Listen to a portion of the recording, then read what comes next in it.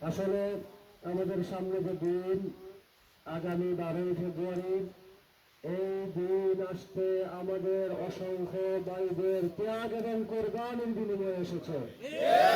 বিশেষ করে আবু সাঈদ মুগ্ধের মতো 2000 তরুণদের শাহাদাতের বিনিময়ে আমরা এই দিন পেয়েছি। শুধুমাত্র তাই নয়, বাংলাদেশের জনগণকে যারা গোলামীর জিঞ্জির পরাতে চায় তাদের বিরুদ্ধে কথা বলতে গিয়ে আমাদের ভাই উসমান হাদিকে মাথায় গুলি চালিয়ে হত্যা করা হয়েছে। সম্মানিত ভাইরা, রক্ত, জীবন আর কুরবানির মধ্য দিয়ে বাংলাদেশের মানুষ বারবার ক্ষমতার পরিবর্তন দেখেছে, কিন্তু বাংলাদেশের মানুষের শান্তি আসে নাই, ভাগ্যের কোনো পরিবর্তন হয় নাই। যে কারণে বাংলাদেশের ওলামায়ে কেরাম, সকল ইসলামী সংগঠন, দিনদার দেশপ্রেমিক তৌহিদি জনতা সকলে মিলে গড়ে তুলেছেন ঐক্যবদ্ধ বাংলাদেশ। ঐক্যবদ্ধ বাংলাদেশের পক্ষ থেকে 11 দলের পক্ষ থেকে আমরা 5 ভাই এই আসনে প্রত্যেকটা ঘরে ঘরে 11 জনের দাওয়াত পৌঁছে দিয়েছেন। 11 জনের অঙ্গীকার রয়েছে, আগামীর বাংলাদেশ হবে ইনসাফের বাংলাদেশ। 11 দলের পক্ষ থেকে সর্বশেষ আমারে ফাটে লইছে আপনার আর খেদমত করতাম, বিশেষ করে বঞ্চিত অবহেলিত এই আসনের আসনবাসীর খাদিম হইবার লাগি আমারে ফাটাইছেন।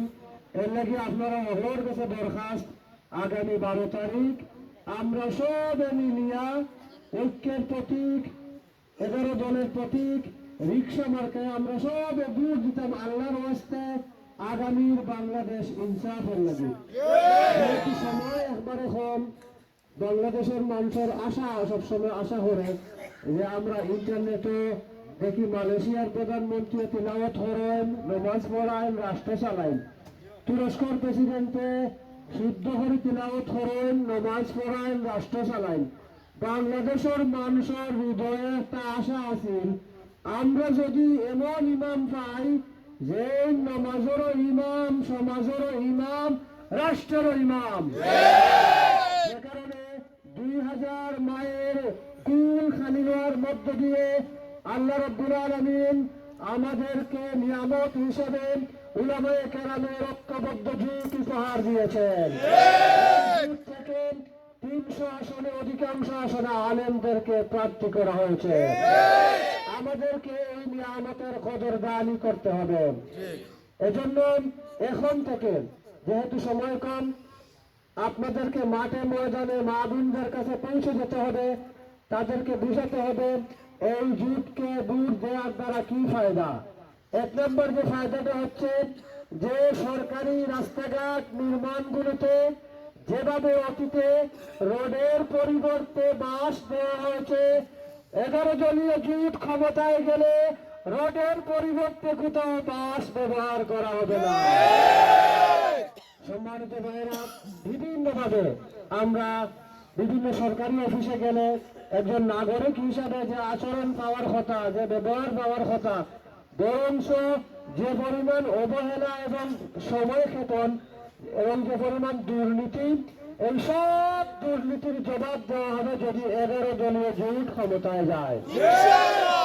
বড় জিনিস, বাংলাদেশের মানুষকে বারবার ধোঁকা দেওয়া হয়েছে, কিন্তু এইবার বাংলাদেশের মানুষ আর কোন ধোঁকা খেতে রাজি না। আমরা বাংলাদেশে আর কোন রক্ত এবং লাশ দেখতে চাই না।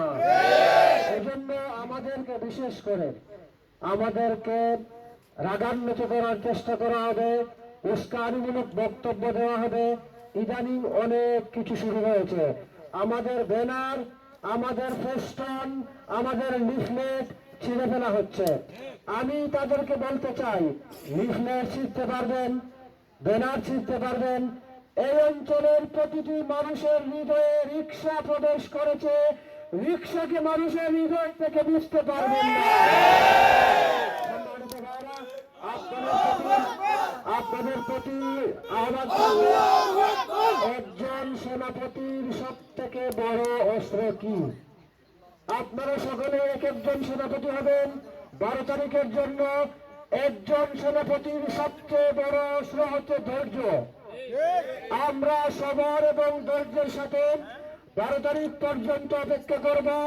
সকল যন্ত্রণার জবাব দেওয়া হবে আগামী 12 তারিখের নির্বাচনে। আল্লাহ রাব্বুল আলামিন আমাদেরকে তৌফিক দান করুন। বিশেষ করে এই আসনকে শিক্ষা, চিকিৎসা, রাস্তাঘাট সব কিছুতে যেন আমরা নান্দনিক, দৃষ্টিনন্দন, নজর কাড়া মডেল একটি আসনে পরিণত করতে পারি। আল্লাহ রাব্বুল আলামিন আমাদেরকে দ্বীনের জন্য, বাংলার শহীদ চত্বরে কুরআনী শাসন ব্যবস্থা কায়েমের জন্য কবুল করুন। পরিশেষে সবাইকে আগামী দিনে রিক্সা প্রতীকে সকলের ভোট চেয়ে আমার সংক্ষিপ্ত কথা শেষ করলাম। আল্লাহ রাব্বুল আলামিন আমাদেরকে দ্বীনের জন্য, দেশের জন্য, শান্তির জন্য কবুল করুন। আমিন।